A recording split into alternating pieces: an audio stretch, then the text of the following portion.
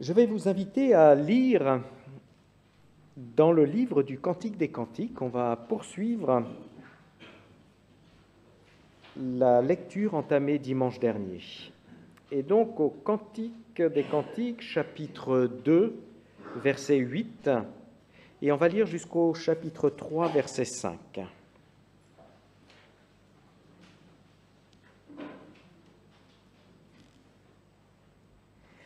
Écoutez, c'est mon bien-aimé, c'est lui qui arrive. Il franchit d'un bond les montagnes et saute par-dessus les collines. On dirait une gazelle ou un jeune cerf. Le voici qui s'arrête. Derrière notre mur, il cherche à voir à travers la fenêtre. Il jette un coup d'œil à travers le treillage. Et maintenant, il me parle. Allons, ma tendre amie, ma belle, viens. L'hiver est passé, la pluie a cessé, elle s'est éloignée. On voit les champs se couvrir de fleurs, c'est le temps où tout chante. On entend dans le pays la tourterelle qui roucoule. Les premiers fruits grossissent sur les figuiers, les vignes sont en fleurs et répandent leur parfum. Allons, ma tendre amie, ma belle, viens. Ma colombe blottit au creux des rochers, cachée dans la falaise. Montre-moi ton visage, fais-moi entendre ta voix. Elle est si agréable et ton visage est si joli. Attrapez-nous les renards, ces petits renards qui ravagent nos vignes quand nos vignes sont en fleurs. Mon bien-aimé est à moi et je suis à lui. Il trouve sa pâture là où poussent les lys. À la fraîcheur du soir, quand les ombres s'allongeront, tu reviendras, mon bien-aimé, semblable à une gazelle ou à un jeune cerf sur les monts séparés. Sur mon lit, pendant la nuit, je cherche celui que mon cœur aime. Je le cherche et je ne le trouve pas. Oui, je veux me lever, parcourir la ville, les rues, les places, partir à la recherche de celui que mon cœur aime. Je le cherche et je ne le trouve pas. Mais je rencontre les gardes qui font leur ronde dans la ville. Avez-vous vu celui que mon cœur aime ? À peine les ai-je dépassés que je trouve celui que mon cœur aime. Je lui prends la main, je ne le lâcherai plus avant de l'avoir fait entrer dans la maison de ma mère, dans la chambre de celle qui m'a conçu. Fille de Jérusalem, au nom des gazelles et des biches en liberté, je vous le demande instamment, n'éveillez pas, ne réveillez pas mon aimé avant qu'elle le veuille.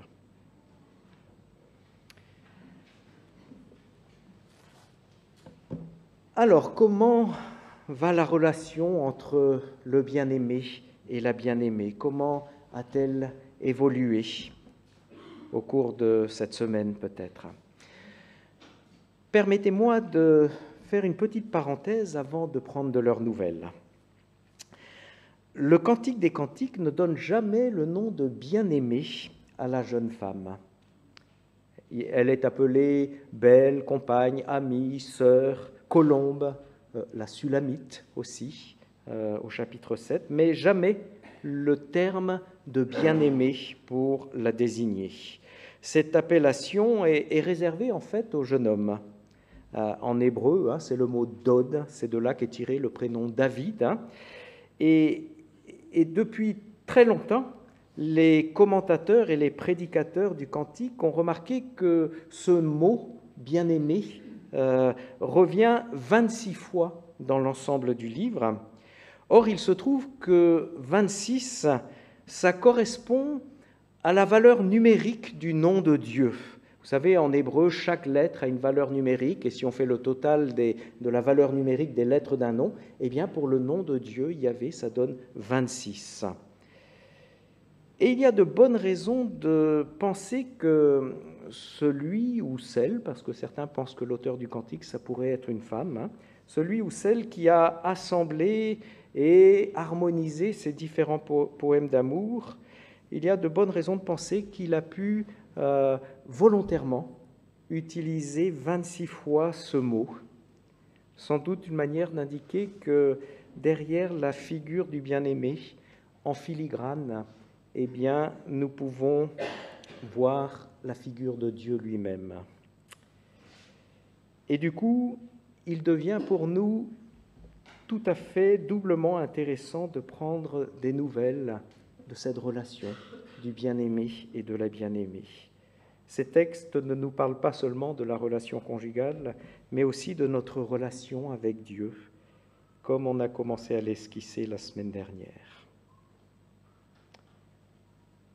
Alors, qu'en est-il des nouvelles de la bien-aimée et du bien-aimé ? Au chapitre 1, verset 13, la bien-aimée affirmait « Mon bien-aimé est à moi », en le comparant à un sachet de myrrhe qu'elle pouvait conserver sur elle. Et nous avons lu cette expression comme une sorte de revendication un peu maladroite de propriété. C'est ce qu'on avait évoqué la semaine dernière. « Mon bien-aimé est à moi ». Un peu comme un objet de désir, en quelque sorte. Et on s'était posé la question, est-ce que c'est là, au fond, une relation juste ? Et la bien-aimée, au chapitre 2, verset 5, se reconnaissait d'ailleurs elle-même comme malade d'amour, c'est-à-dire, il faut le comprendre, comme enfermée dans une relation qui la faisait souffrir finalement, et une relation peu épanouissante. Et dans le passage d'aujourd'hui, de ce jour, eh bien, on découvre une évolution évidente. Verset 16, chapitre 2, verset 16, « Mon bien-aimé est à moi, et je suis à lui. » La possession de l'autre est toujours ici affirmée, mais elle se conjugue désormais avec le don de soi. « Je suis à lui, et je suis à lui. » La bien-aimée a compris qu'elle ne peut pas prétendre posséder l'autre sans en même temps se donner à lui. Elle a découvert ou admis le principe ici de la réciprocité. Alors on peut se demander comment est-ce qu'elle est parvenue à cette prise de conscience. Et au fond, on est invité à s'interroger aussi sur ce que signifie cette notion, cette idée de don de soi. Et je suis à lui. Qu'est-ce qu'elle veut dire exactement par là ? Est-ce que ça veut dire donner son temps, de son temps ? Est-ce que ça veut dire mettre la bourse en commun ? Mon argent, c'est aussi devenu son argent, d'un compte commun. Ou bien est-ce que c'est plus ? Est-ce que c'est se donner tout entier, donner sa vie, son avenir? Mais est-ce que c'est vraiment possible de se donner comme cela tout entier, sa vie, son avenir? Est-ce que dans ce sens-là, se donner, ça ne signifie pas aussi se perdre, c'est-à-dire abdiquer toute volonté personnelle pour appartenir à un autre? Est-ce qu'au fond, ça deviendrait une sorte de forme d'esclavage? Il vaut la peine de s'arrêter un peu sur cette formule d'appartenance. Je suis à lui. Qu'est-ce que ça veut dire? Comme toujours, le contexte est essentiel pour éclairer un texte. Et ici, les versets 8 à 14, je les ai lus en entier, ils sont profondément bucoliques. Le bien-aimé est décrit comme venant, survolant quasiment les montagnes, venant vers sa bien-aimée. Et il se poste là, tout près de la maison de sa bien-aimée, en espérant la voir passer, là devant les fenêtres ou derrière les treillages. Et finalement, il prend la parole et il l'invite à sortir de chez elle pour une promenade dans les champs qui sont en train de renaître parce que c'est le printemps et que la nature se réveille. Et dans ce passage, eh bien, la formule, la demande, l'appel, la parole du bien-aimé est répétée 2 fois, au verset 10 et 13. Et souvent, quand les choses sont répétées 2 fois, c'est que là, on veut insister là-dessus, et notamment dans un poème, un peu comme un refrain, pour insister dessus. Verset 10 et verset 13, « Allons, ma tendre amie, ma belle, viens ». Malheureusement, il est très difficile de rendre en français une particularité qu'il y a ici dans le texte hébreu. La version Tob s'y essaye à l'aide d'une formulation qui n'est pas très élégante. Elle va dire « viens-t'en ». c'est pas très très beau comme traduction. Et c'est André Chouraki, au fond, qui propose une traduction littérale de ce qui est donné en hébreu et que je vous livre ici.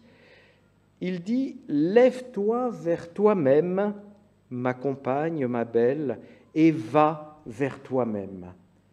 C'est comme cela que André Chouraki donc traduit ces deux, pas ces deux expressions, à deux reprises donc la parole du bien-aimé.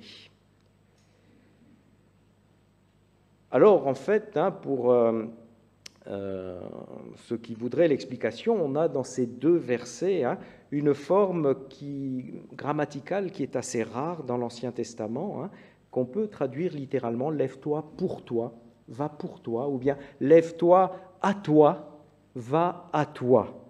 Et les grammairiens expliquent que l'on a ici une forme un peu particulière de ce qui est appelé dans la grammaire latine le datif d'avantage. Je ne sais pas s'il y a des grammairiens parmi nous, moi j'ai un petit peu découvert tout ça, parce que la grammaire c'est quelquefois assez complexe. Et en fait, l'idée c'est que le verbe qui est à l'impératif est suivi d'un pronom qui indique à l'avantage de qui l'action est accomplie. Et ici, dans ce cas particulier, eh bien, celle qui accomplit l'action est aussi celle qui en est la bénéficiaire. Lève-toi pour toi, va pour toi. Et c'est assez surprenant de trouver cette formulation ici parce qu'il se trouve que, je disais, c'est un cas assez rare dans l'Ancien Testament, très rare même, et on trouve cette formulation quasi identique, au mot pour mot.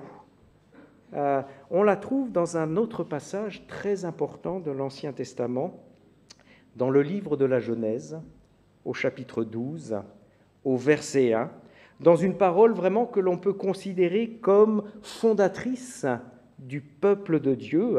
C'est lorsque le Seigneur s'adresse à Abraham et qu'il lui dit, alors dans nos traductions habituelles, « Quitte ton pays, ta patrie, la maison de ton père ». Et on trouve la même formulation exactement, et Chouraki ici traduit « Va pour toi de ta terre, de ton enfantement, de la maison de ton père, vers la terre que je te ferai voir. » Va pour toi, encore une fois. Exactement donc la même formulation que dans le Cantique des Cantiques. Alors comment comprendre cette formule qui est utilisée ici?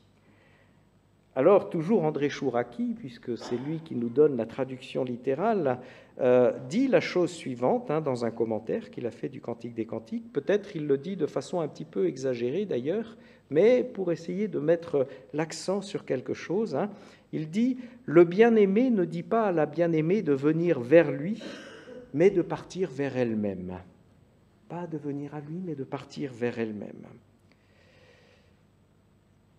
Entendons donc par là qu'en appelant sa bien-aimée, le bien-aimé ne cherche pas à l'enlever, il ne cherche pas à se l'accaparer, il ne cherche pas à la posséder comme son objet, mais il l'invite plutôt à se trouver pleinement, à aller vers tout ce qu'elle peut vraiment être. Il ne cherche pas à l'enfermer comme dans un harem, mais il lui indique au contraire un avenir dans lequel elle pourra devenir pleinement elle-même. Va pour toi, ou selon la traduction d'André Chouraki, va vers toi, vers toi-même.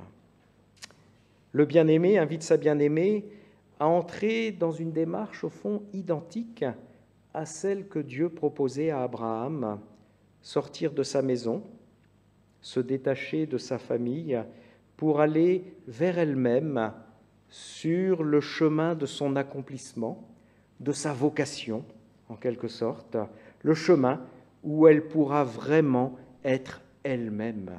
Va vers toi-même. Et c'est en suivant le bien-aimé qu'elle deviendra vraiment elle-même. Alors on sait que certains considèrent le mariage, comme d'ailleurs la foi chrétienne, c'est assez frappant de voir les rapprochements, comme une réalité enfermante. comme une privation de liberté.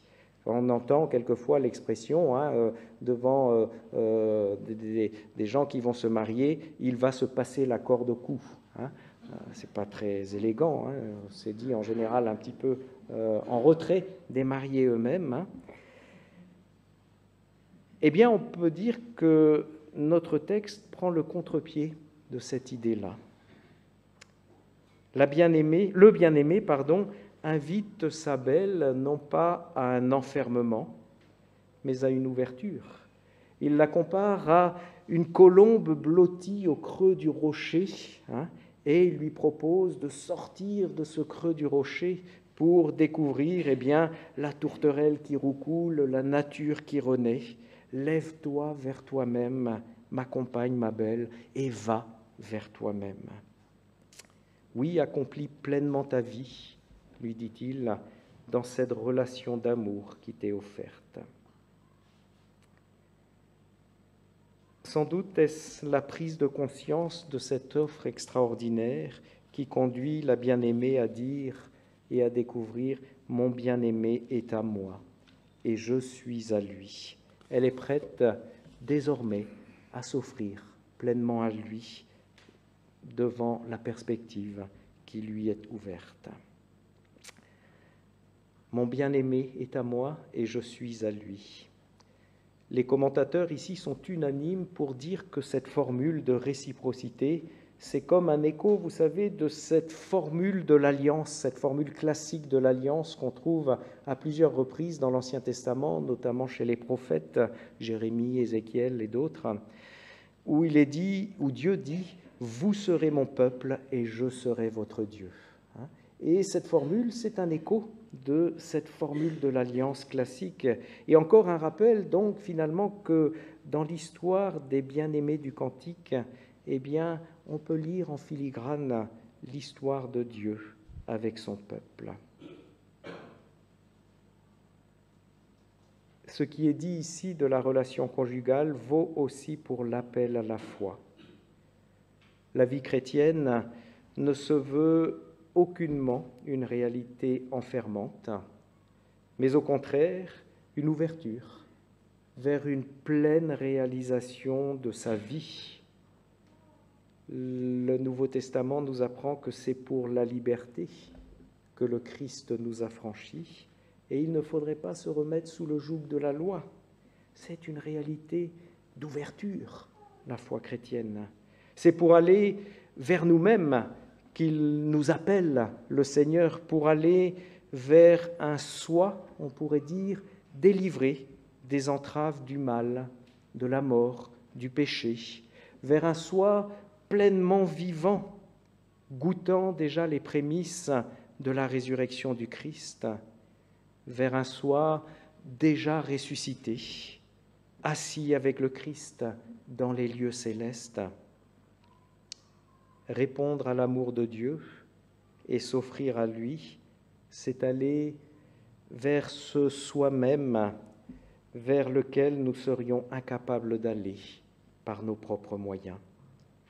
C'est en suivant le Christ ressuscité, effectivement, que notre vie peut vraiment atteindre tout son potentiel, tout ce pourquoi Dieu l'a créé, au fond, tout ce que Dieu a voulu en faire. Alors on peut se demander comment la bien-aimée s'en sort-elle sur ce chemin de vie, qui est du coup une ouverture extraordinaire vers laquelle Dieu l'appelle et où elle sait qu'elle ne pourra entrer et avancer qu'en se donnant totalement à son bien-aimé. Eh bien, les premiers versets du chapitre 3 nous la montrent plutôt tourmentée. Juste après cette déclaration, « Mon bien-aimé est à moi et je suis à lui », eh bien, on nous dit ici qu'elle cherche celui que son cœur aime, mais qu'elle ne le trouve pas. Et quand elle le trouve enfin, elle le saisit par la main, ne le lâche plus, jusqu'à ce qu'elle l'ait fait entrer dans la chambre de sa mère, comme si, au fond, elle revenait à sa position initiale, « Mon bien-aimé est à moi ». Et là, je l'enferme maintenant pour pouvoir le garder. ces versets du chapitre 3 semblent bien décrire comme un retour en arrière, où la possession de l'autre prime sur le don de soi. Et peut-être que c'est l'indice, au fond, que ce chemin de vie auquel le Seigneur nous appelle, ce chemin où il veut nous faire aller vers nous-mêmes, en quelque sorte, vers la pleine réalisation de ce qu'il veut pour nous, de ce qu'il a créé pour nous, ce chemin de vie n'est pas si simple à trouver. C'est un cheminement dans lequel on avance, mais peut-être aussi avec ses retours en arrière. Mais on suivra encore dans la suite du livre le parcours de la bien-aimée. Comment est-ce qu'elle va finalement avancer encore sur ce chemin de vie? Et on aura l'occasion d'en suivre l'évolution. Mais en attendant, eh bien, pour conclure ces paroles ce matin, peut-être laissons-nous émerveiller par la poésie du cantique. Vous savez, un poème, ça n'est pas seulement un discours à analyser, c'est aussi des images et c'est un monde dans lequel on est invité à entrer. Alors laissons-nous émerveiller par la poésie du cantique. L'image du bien-aimé, bondissant par-dessus les montagnes et les collines pour venir vers sa bien-aimée, ne nous parle-t-elle pas d'un Dieu qui dit à son peuple, comme dans le prophète Osée 2,16, « Je vais la séduire à nouveau ». Et cette image du bien-aimé n'annonce-t-elle pas au fond la venue du Fils de Dieu, tout rempli de l'amour du Père, désirant par-dessus tout nous attirer à sa suite, et peut-être, osons le mot, à la suite du prophète Osée, nous séduire pour nous faire aller vers une vie pleine et entière, pour nous faire aller vers notre vie, celle qui est marquée par sa résurrection à lui. Quant à cette image du bien-aimé saisi par la main, enfermé dans une chambre, eh bien, ne peut-on pas y lire aussi, en filigrane toujours, celle du Fils de Dieu qui s'est laissé saisir, enfermé dans une tombe, lui, pour nous permettre à nous d'aller vers nous-mêmes, vers le nous ressuscité, glorifié, vers la vie éternelle. Alors gardons-nous de vivre la foi chrétienne comme une réalité enfermante, comme ce que l'on entend tellement autour de nous, comme un carcan qui serait lourd à porter. Ici, c'est tout le contraire qui nous est proposé. C'est le moyen de vivre pleinement la vie pour laquelle nous avons été créés. Alors entendons la parole du bien-aimé. Lève-toi vers toi-même et va vers toi-même. Amen.